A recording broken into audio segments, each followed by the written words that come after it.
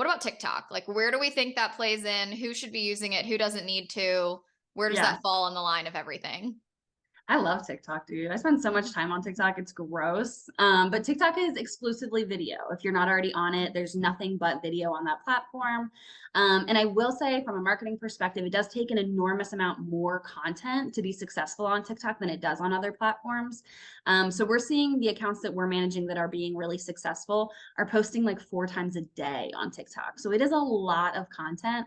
But if you're used to setting up your time lapse, if you're used to taking pictures of your art as you do it, if you're already, taking a lot of content, TikTok can be really, really successful.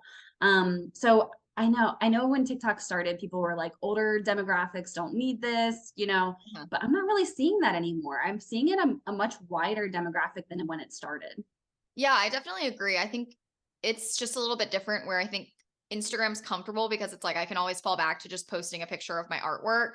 Where Right. if you don't have that on TikTok, it's like you're going to have to constantly be putting out videos. And I think that intimidates artists because they're like, how Yeah. much content can I make into videos? But I think there's a lot. I mean, I think you can come from the teaching aspect. I think you can come from you can do time lapse, you can show your process. But I think also, something big that I talk about is getting to know your customer and making them feel like they know you. And that can be another way to do that. I mean, a platform where you're showing up as yourself authentically. Like I feel like TikTok's a little more authentic in a lot of ways. It's a great way to Yes. connect with people.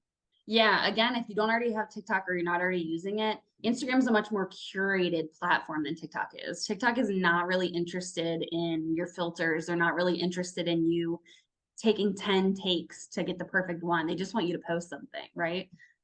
Yeah. So, yep. So we really like TikTok. And also something that a lot of our clients are utilizing, maybe they want a TikTok presence, but they're not ready to put all their eggs in that basket. Mhm. If we're already posting 2 or 3 videos a week for them, we're just going to copy and paste those exact same videos over to TikTok. So we're just using the exact same content on both platforms. That was going to be my next question. Like, is that problematic or is that something that's worth trying to do? I think it's worth trying to do, especially if you're already spending time on your personal accounts on TikTok. Like if you already enjoy the platform, you're spending time on it. I think it's definitely worth it to just like put that content over there. Excuse me. However, they do have a lot of, I would say, rules or caveats, right? Mhm. They don't want any watermarks from other videos. So if you have like an Instagram video that has the Instagram watermark, they don't want that watermark on TikTok because they are competitors. So there are some loopholes, kind of, but definitely I think it's worth it.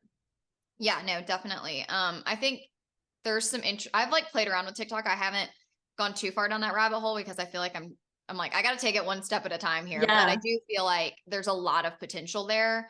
And I feel like you're definitely right. More and more people are getting on the platform. It's not as much of a, because in the beginning, I feel like I was like, do I need to be on this? It might be a little bit of a younger crowd. Like, is that who I'm trying to reach? A lot of artists were asking me that. And now I feel like there's a lot more people on it. So yeah, you can find your audience, even if your audience maybe isn't that younger, like 20s and down or whatever. exactly. We all Yeah, I have. totally agree.